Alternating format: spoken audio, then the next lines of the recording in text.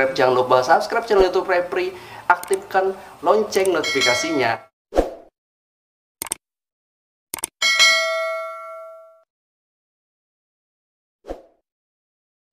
Support Repri dengan cara belanja smartphone kebutuhan kalian di Gadget Mart di link deskripsi video ini. Dan jangan lupa juga gunakan kode di samping ini agar kalian dapat diskon tambahan 10% setiap kali kalian belanja di seluruh cabang Gadget Mart. Hai, welcome back. Kalian tahu ini apa? Pasti kalian menunggu-nunggu Repri nge-review ini smartphone. Ini smartphone terbaik dari Vivo di tahun ini, Vivo V17 Pro. Apa-apa aja ya fitur terbaru yang dibawa V17 Pro ini yang tidak ada di V15 Pro. Ayo kita bahas dan kita review sama-sama apa aja fitur-fitur unggulan dan terbaru yang dibawa V17 Pro. Ayo. Oke, di awal kita ngelihat di desainnya dulu ya guys, karena kita ngelihat smartphone itu pasti desainnya dulu ya. Kita lihat di desainnya dulu ya. Jadi untuk desainnya aku ngerasa gimana ya, ini menurut aku pribadi kesan elegannya itu ada gitu loh. Ini smartphone ini ada kesan elegannya. Kalau selain elegan, di sini terlihat canggih gitu loh. Jadi kalau misalnya kalian melihat smartphone ini elegan ya dan canggih gitu. Ya. Jadi di sini kita lihat lagi untuk bagian desainnya. Mungkin kalau desainnya sendiri ini aku rasa serupa seperti Vivo P11i. Ya. Persis kayak Vivo P11i, desainnya seperti itu. Cuman kalau misalnya kita melihat kayak Vivo P15 Pro, desainnya nggak seperti ini. Jadi desainnya ini kalian bisa lihat di bagian back dan di bagian sisinya. Bagian back dan bagian sisinya ini nggak menyatu, pisah gitu loh. Jadi seperti glass. Kalau misalnya kalian ngelihat ini smartphone, ini seperti glass, persis banget seperti glass ya. Menurut aku untuk desain kayaknya memang bener-bener wah menurut aku. Layarnya polos, memang plong layar aja, nggak ada apa-apanya ya. Layar tok. Kameranya ada di pop up. Jadi kalau kita membahas kamera, kita lihat di bagian belakangnya. Ini ada 4 kamera guys ya. Nih ada 4 kamera. Flashnya ada di tengah-tengah di antara 2 kamera atas dan 2 kamera bawah itu.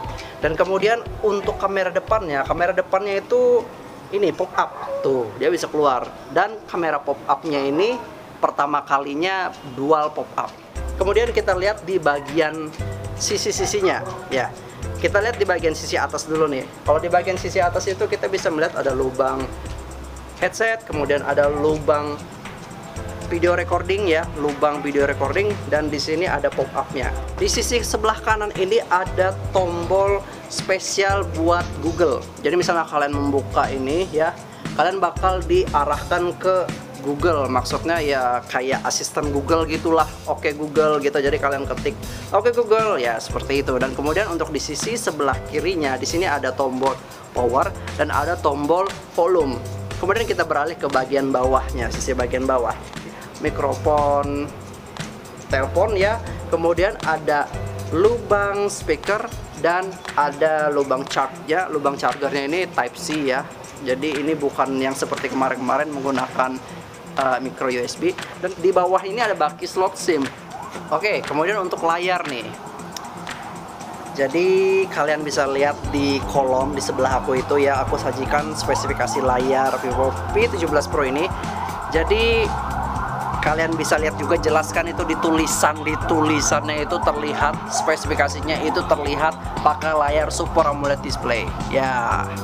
Jadi kayaknya aku nggak perlu menjelaskan lagi Super AMOLED display itu karakteristiknya seperti apa. Kalau misalnya kita bawa keluar ruangan, dia tetap clear, cerah dan jelas nampak ya. Itu kelebihan Super AMOLED display. Kemudian untuk spesifikasi kalian bisa sambil lihat itu tabel yang aku sajikan di samping ya.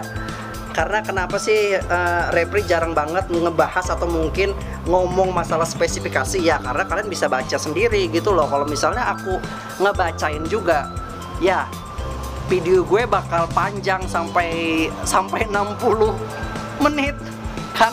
Lebih baik kalian sambil baca aja ya, sambil baca dan aku jelaskan user interface-nya. Jadi untuk di user interface-nya ini kalian bisa lihat Kalau menurut aku pribadi, user interface-nya ini kayaknya nggak ada perubahan yang mencolok banget dari seri-seri sebelumnya. Misalnya kalau misalnya kalian memegang V15, mungkin user interface tampilannya itu serupa aja. Vivo masih mempertahankan sistem user interface-nya nggak pakai F-Draw ya, dari dulu sampai sekarang. Jadi ini nggak ada F-Draw seperti saudaranya Oppo, itu dia ada F-Draw kalau misalnya kita swipe ke atas ya.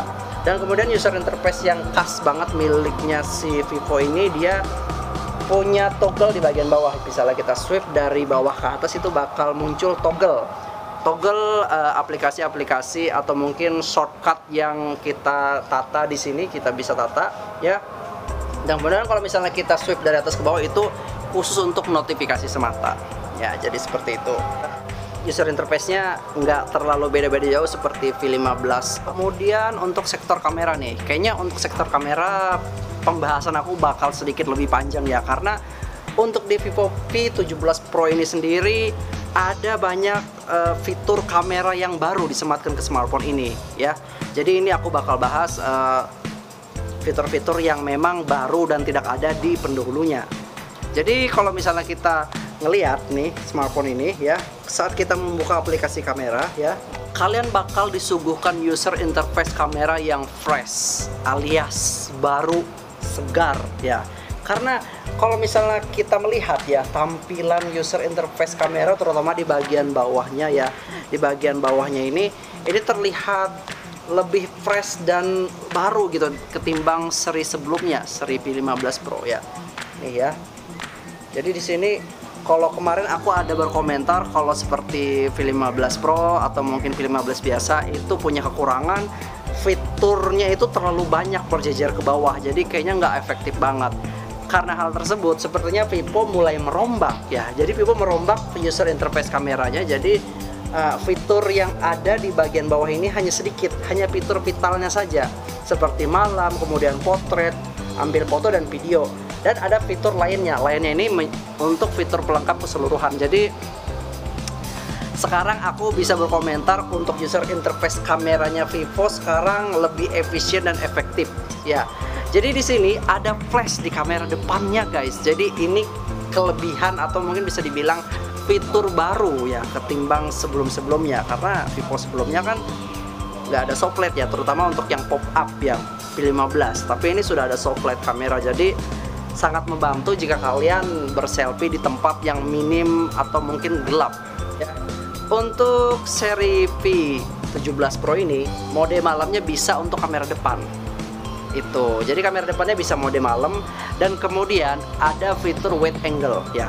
Fitur wide angle ini dua-duanya, mungkin ada beberapa tipe smartphone yang kemarin review itu nggak ada fitur wide angle untuk di kamera depan.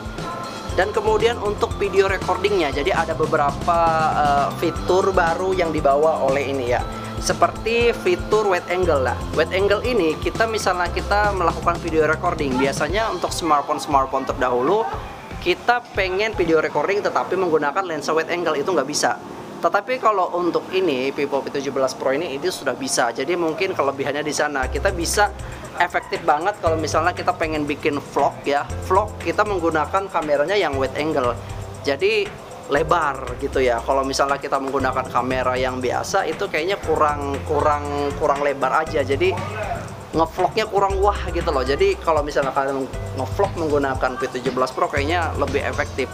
Aktifkan fitur wide angle-nya untuk video recordingnya. Fitur terbaru untuk kameranya ini ada fitur kamera makro ya, mungkin bisa dibilang ultra makro atau super makro. Ini bisa dibilang seperti fitur kalian ngefoto objek yang dekat banget. Jadi ini batasnya 4 cm, jadi kalian bisa mendapatkan fokus objek yang dekat dari lensa kamera ini sejauh 4 cm. Jadi cocok banget misalnya kalian pengen moto semut, moto serangga, atau mungkin kupu-kupu. Dan kemudian lagi yang baru dari Vivo V17 Pro ini ada fitur 60 frame per second. Yap, jadi ini pertama kali smartphone Vivo membenamkan fitur video recording 60 frame per second di Vivo V17 Pro. Ini seperti Realme juga, kemarin kan Realme yang diandalkannya itu kamera belakangnya itu 60 frame per second. Sekarang untuk Vivo P17 itu sudah bisa 60 frame per second. Jadi kita tunggu aja Oppo, kapan nih Oppo 60 frame per secondnya ya. Aku juga nunggu-nunggu nih ya. Dan kemudian nggak abdol banget kalau misalnya Repri nge-review ini smartphone, tapi nggak Repri tunjukkan sedetail-detailnya hasil foto dan hasil video recording smartphone ini. Jadi Repri bakal tes kamera smartphone ini di kondisi dalam ruangan minim cahaya dan di luar ruangan yang bisa dibilang kaya akan cahaya. Jadi ini hasil foto dan video recordingnya. Ayo kita tes sama-sama.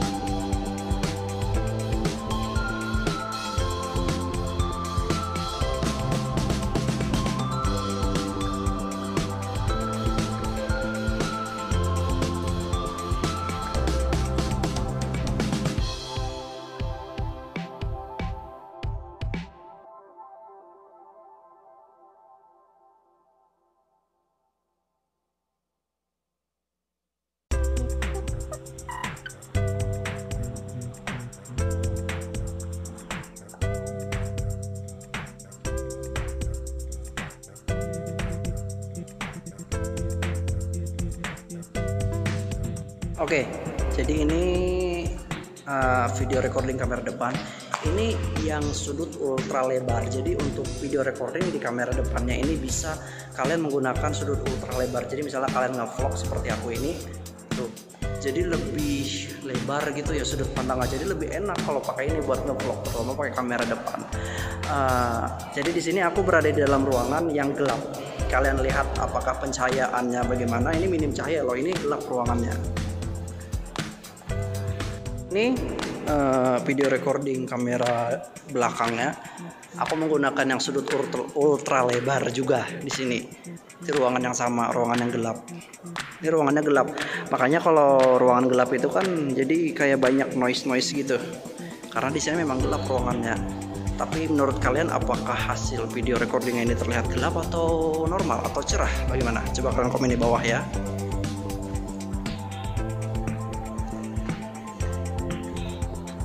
Ini aku tes untuk video recording kamera depan. Ini aku di luar ruangan, di outdoor, di balkon. Kalian coba lihat gimana kualitasnya. Tapi sekarang ini kebetulan nggak cerah, nggak terang panas banget. Ini kebetulan lagi mendung gitu loh. Jadi nggak gimana ya, nggak terlihat cerah banget gitu. Mendung, harinya mendung. Tapi gimana hasil kualitas video recording kamera depannya di luar ruangan sekalian. Ini video recording kamera belakang. Gimana menurut kalian hasilnya? Ini di outdoor.